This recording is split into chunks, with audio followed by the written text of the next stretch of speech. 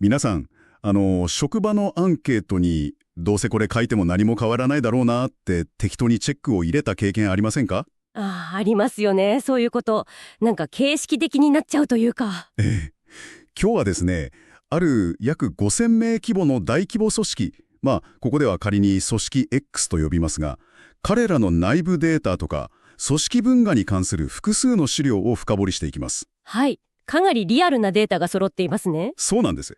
で、今回の深掘りのミッションはですね、一見ネガティブに見えるデータから、組織がさらに強くなるための、伸びしろをどう見つけ出すかということです。ええ。データを見るときってどうしても荒探しをしてしまいがちなんですけど。確かに悪いところばかり気になっちゃいますよね。はい。でも視点を少しずらすだけで、組織を劇的に前進させるヒントが見えてくるんですよ。なるほど。では早速、このデータを紐解いていきましょう。今回の調査で特に目立つ数字がありまして。回答率の件ですよね。そうです。まず、アンケートの回答率が 38.7% だったこと。それと、回答した人の7割以上が、なんか作業負担の不均衡を感じているという事実です。一見するとかなり深刻な状況に見えますよね。いや、ちょっと待ってください。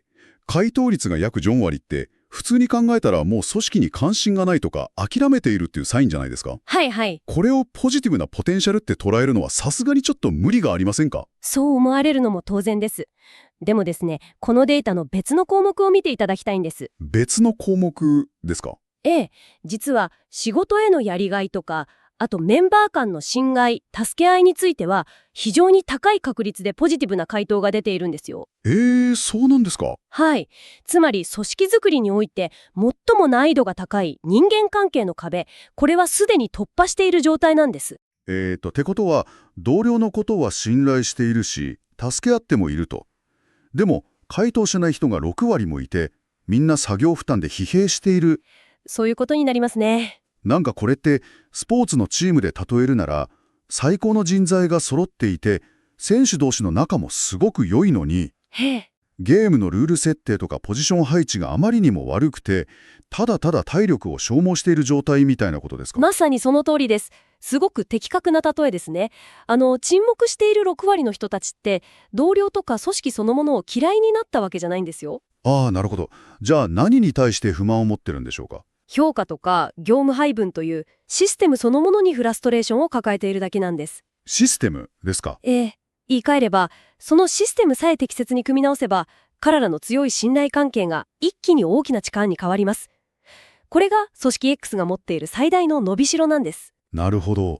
人間関係という土台がすでにあるんだったら、問題は人ではなくて、彼らが動いている仕組みの方にあるわけですね。はい、おっしゃる通りです。では、その仕組みを直してポテンシャルを解放するには、具体的にどうすればいいんでしょうか？何か上位ケーススタディはありましたか？そうですね。他社の構造改革の事例がすごく参考になります。例えばマイクロソフトのケースなんですけど、はい、マイクロソフト。彼らはかつて社員同士を順位付けする過酷な評価制度を採用していたんですね。でもそれを廃止して他社の成功にどう貢献したかを評価する構造に変えたんです。へえ、個人の成績じゃなくて、協力度合いを評価するようにしたと。そうなんです。あとトヨタの事例も面白くて、現場の作業員に異常があれば自ら生産ラインを止める権限を与えているんですよ。ああ、トヨタのその話は有名ですよね。でもちょっと気になったんですけど、はい。ただ、現場に権限を与えただけで、なんでそんなに組織の文化が変わるんでしょうか？